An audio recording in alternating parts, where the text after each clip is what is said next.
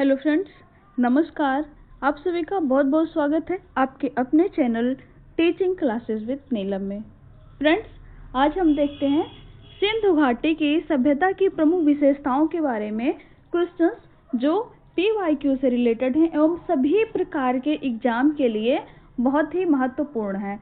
तो फ्रेंड्स, हम बिना टाइम को वेस्ट किए अपने टॉपिक पर आते हैं। क्वेश्चन नंबर 1 देखते हैं। क्वेश्चन नंबर 1 है हमारा, सिंधु घाटी की शासन व्यवस्था कैसी थी? सिंधु घाटी की शासन व्यवस्था कैसी थी? धर्मनिरपेक्ष संघवाद, ओलिगार्की, सैद्धांतिक संघवाद, सैद्धांतिक एकात्मक। तो इसका आंसर क्या हो जाएगा? इसका आंसर हो जाएगा ऑप्शन नंबर 2, ओलिगार्की। हड़प्पाई राजनीतिक संरचना पर सबसे पहले सैद्धांतिक प्रकाश स्टुअर्ट पिगट द्वारा डाला गया। सबसे पहले किसने बताया? स्टुअर्ट पिगट ने बताया। तो सबसे पहला प्रकाश पिगट के द्वारा डाला गया। यह अत्यंत केंद्रीय साम्राज्य था जो पुरोहित द्वारा संचालित होता था। हड़प्पा तथा मोहनजोदड़ो 2 राजधानी थी। हम नेक्स्ट क्वेश्चन देखते हैं। हड़प्पा में कितने धान्य कोष्ठ हैं? हड़प्पा में कितने धान्य कोष्ठ हैं? 6, 4, 8, 7। तो इसका आंसर हो जाएगा 6। हड़प्पा में 6 धान्य कोष्ठ हैं। हड़प्पा से 6 खाने की 2 पंक्तियों में निर्मित कुल 12 कक्षों वाले एक अन्नागार का अवशेष प्राप्त हुआ है। किस चीज का अवशेष मिला है? अन्नागार का। कितने पंक्तियां हैं? 6 खानों की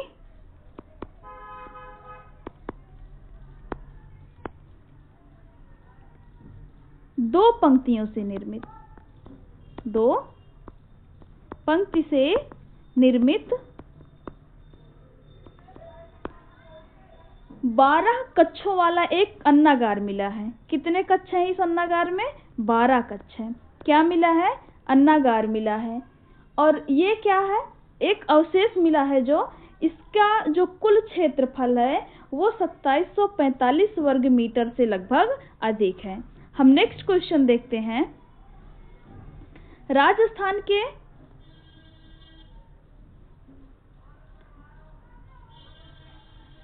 राजस्थान के कालीबंगा और हरियाणा के बनवाली के हड़प्पा पूर्व की अवस्था स्पष्ट रूप में कैसी थी? Neolithic, chalcolithic, Mesolithic, Palaeolithic. तो इसका आंसर क्या हो जाएगा? इसका आंसर चाल्कोलिथिक। जो राजस्थान के कालीबंगा और हरियाणा के बनवाली के हड़प्पा पूर्व की अवस्था है, ये स्पष्ट रूप से चाल्कोलिथिक अवस्था थी। इसको ताम्रपाषाणिक अवस्था भी कहा जाता है। ताम्रपाषाणिक अवस्था भी कहा जाता है। हम नेक्स्ट क्वेश्चन देखते हैं।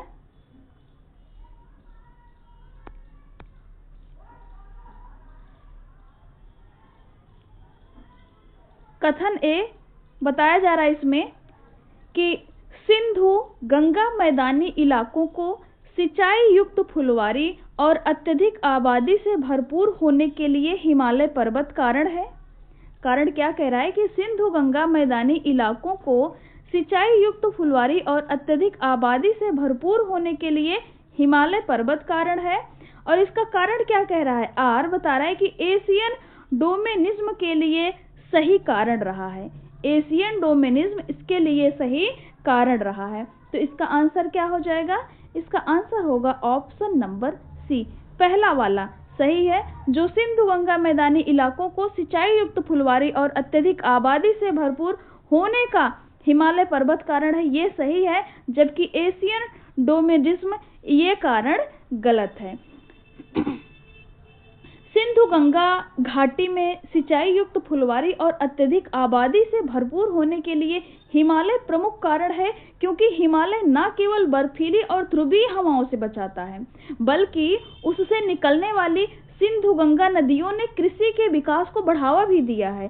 कृषि एवं अत्यधिक उत्पादन ने राज्य निर्माण एवं सभ्यता संस्कृति के विकास में महत्वपूर्ण योगदान देता है। और एशियन डोमेनिज्म का संबंध भारतीय क्षेत्र से न होकर मध्य एशिया के शुष्क क्षेत्र से है। ये किससे है? इसका जो एशियन डोमेनिज्म का क्षेत्र है वो किससे रिलेटेड है? तो मध्य एशिया के शुष्क क्षेत्र से, मध्य एशिया के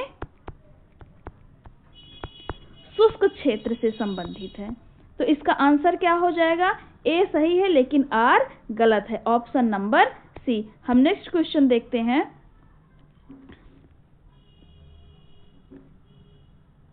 कथन कह रहा है कि कथन ए कह रहा है, कथन ए कह रहा है कांस्य युग में मानव ने तकनीकी संस्कारिता पा लिया था। कथन ए कह रहा है कांस्य युग में मानव ने तकनीकी संस्कारिता पा लिया है, जबकि कारण आर कहता है कि सभी क्षेत्रों में समृद्ध होने का यही कारण रहा है। कांस्य युग में मानव ने तकनीकी संस्कारिता पा लिया है, जबकि सभी क्षेत्रों में समृद्ध होने का यही कारण रहा है। तो इसका आंसर क्या हो जाएगा? इसका आंसर हो जाएगा ऑप्शन नंबर सी। ए सही है लेकिन आर गलत है। कैसे? हम बताते हैं आगे कैसे। कि जो कांस्य युग है, कांस्य युग में मानव तकनीकी का काफी विकास कर चुका था एवं अस्थायी जीवन की रूपरेखा को भी विकसित कर लिया था, परंतु हड़प्पा सभ्यता एक कांस्य युगीन संस्कृति थी जो इसका प्रत्यक्ष प्रमाण है। लेकिन प्रत्येक क्षेत्र की समृद्धि के लिए इसे एकमात्र कारण मान नहीं सकते, क्योंकि साहित्य लिपि का स्पष्ट विकास अभी तक नहीं पाया गया है। तो हम ये नहीं कह सकते कि कांस्य युग में मानव ने तकनीकी संस्कारिता पा ली है। ये बात तो सही है, लेकिन ये इसका सभी क्षेत्रों में समृद्ध होने का यही कारण रहा है, तो कारण इसका गलत है। नेक्स्ट क्वेश्चन देखते हैं। सही युग्मों को सुमेलित कीजिए। सही युग्मों को सुमेलित कीजिए। हड़प्पा, लोथल, कालीबंगा, मोहनजोदड़ो। समाधान R37, गोदीवाड़ा, नर्तकी की मूर्ति, जुता हुआ खेत। तो हम देखते हैं हड़प्पा। हड़प्पा से हमको क्या मिला है? हड़प्पा से हमको क्या मिला है? तो समाधान R37 मिला है। लोथल, लोथल कहाँ पे है? गुजरात में। लोथल कहाँ पे है? गुजरात में। यहाँ से किसका साक्ष्य मिला है? गोदीवाड़ा का। कालीबंगा, कालीबंगा का मतलब होता है काले रंग की चूड़ियां। यहाँ से किसका प्रमाण मिला है? जुते हुए खेत का। और यहाँ पे मिट्टी के हल यानी टेराकोटा जो है, मिट्टी के हल का भी प्रमाण कालीबंगा से, हल का प्रमाण बनवाली से मिला है। सॉरी कालीबंगा से जुता हुआ खेत का प्रमाण मिला है और मोहनजोदड़ो से नर्तकी की मूर्ति मिली है। नेक्स्ट क्वेश्चन देखते हैं। निम्नलिखित में से कौन सा एक हड़प्पा स्थल नहीं है? निम्नलिखित में से कौन एक हड़प्पा स्थल नहीं है? चहुंदड़ो, कालीबंगा, अतरंजी खेड़ा, राखीगढ़ी। तो इसका आंसर क्या हो जाएगा? इसका आंसर क्या हो जाएगा? इसका आंसर हो जाएगा ये ऑप्शन नंबर तीसरा, अतरंजी खेड़ा। अतरंजी खेड़ा हड़प्पा स्थल नहीं है। यह स्थल उत्तर प्रदेश के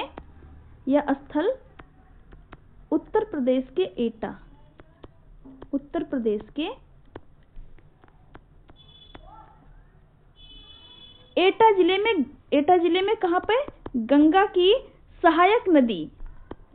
सहायक काली नदी के तट पर स्थित है।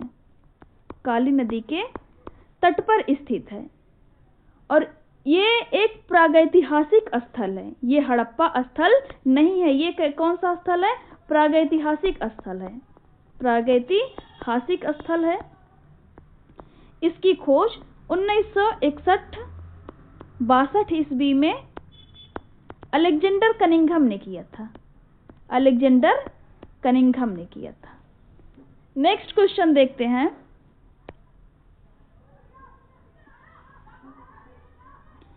हड़प्पा निवासियों का किसके साथ समुद्री मार्ग से संपर्क था? हड़प्पा निवासियों का किसके साथ समुद्री मार्ग से संपर्क था? Mesopotamia, Morocco, Athens, Istanbul. तो इसका आंसर क्या हो जाएगा? इसका आंसर मेसोपोटामिया। हड़प्पा निवासियों का समुद्री व्यापार मुख्यतः मेसोपोटामिया के साथ होता था, क्योंकि मेसोपोटामिया कहाँ पे बसा है? दजला और फरात नदियों के बीच में। अरब सागर के तट पर स्थित लोथल नगर पश्चिम एशिया से व्यापार का प्रमुख बंदरगाह था। आगे हम देखते हैं,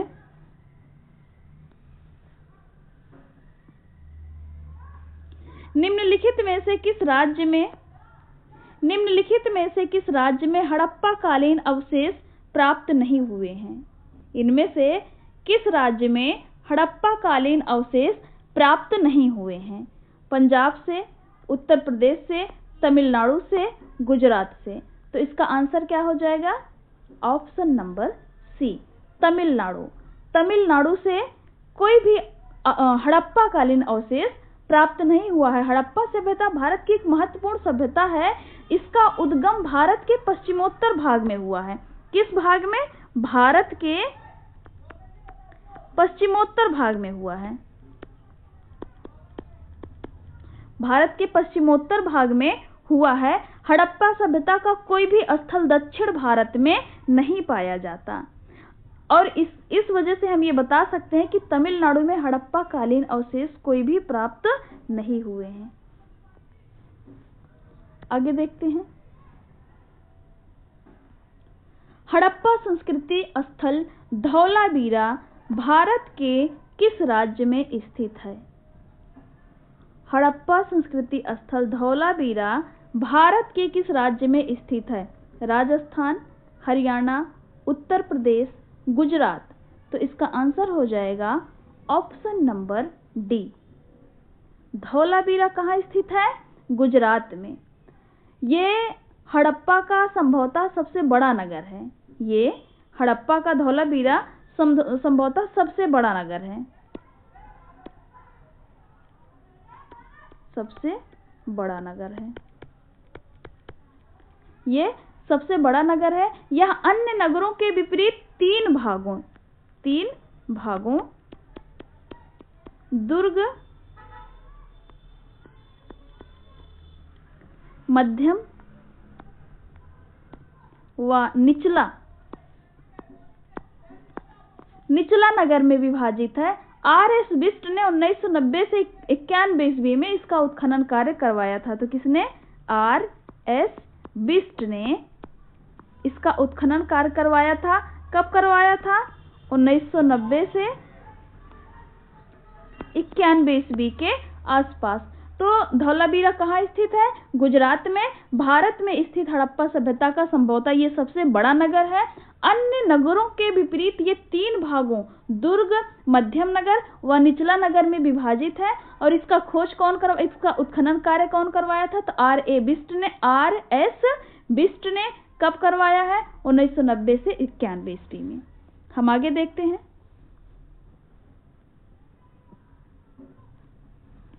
मेसोपोटामिया में शामिल क्षेत्र को आज किस नाम से जाना जाता है? मेसोपोटामिया में शामिल क्षेत्र को आज किस नाम से जाना जाता है?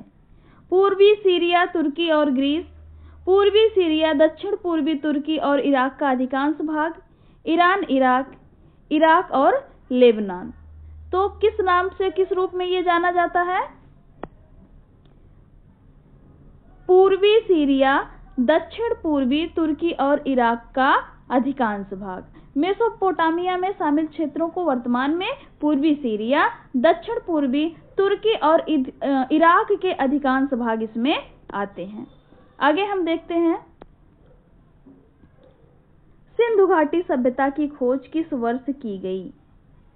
सिंधु घाटी सभ्यता की खोज किस वर्ष की गई? 1921 ईस्वी में, 1933 ईस्वी में, 1917 ईस्वी में, 1941 ईस्वी में। तो सिंधु घाटी सभ्यता जो है ये हड़प्पा का एक महत्वपूर्ण स्थल है। और 1921 ईस्वी में दयाराम साहनी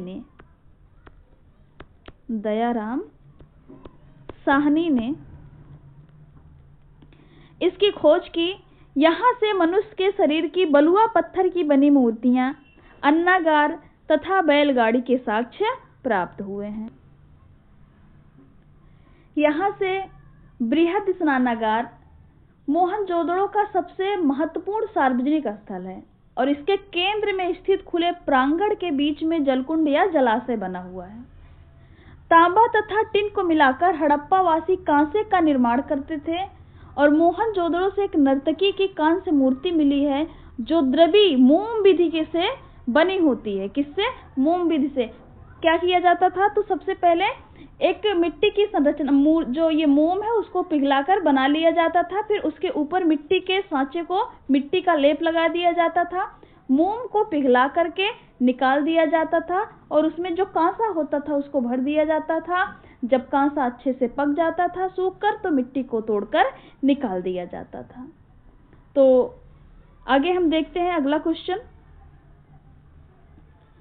मेसोपोटामिया शब्द का क्या अर्थ है? मेसोपोटामिया शब्द का क्या अर्थ है? एक हेब्रिक शब्द जिसका अर्थ है मानव सभ्यता, एक ग्रीक शब्द जो दो नदियों के बीच की भूमि है, एक ग्रीक शब्द जो पहाड़ों से संबंधित है, एक अक्काडियन शब्द जिसका अर्थ है उपजाऊ मैदान। तो इसका आंसर हो जाएगा दूसरा। एक ग्रीक शब्द है जिसका अर्थ है दो नदियों के बीच की भूमि। आगे देखते हैं।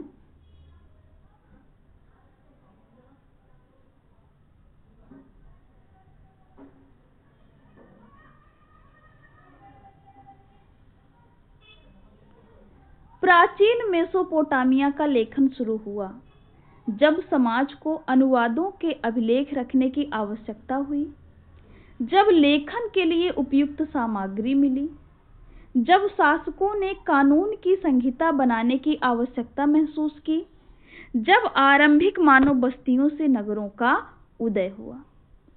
तो मेसोपोटामिया में लेखन की शुरुआत कब हुई? जब आरंभिक मानव बस्तियों से नगरों का उदय हुआ, उसी समय से प्राचीन मेसोपोटामिया के लेखन की शुरुआत हुई। हम नेक्स्ट क्वेश्चन देखते हैं।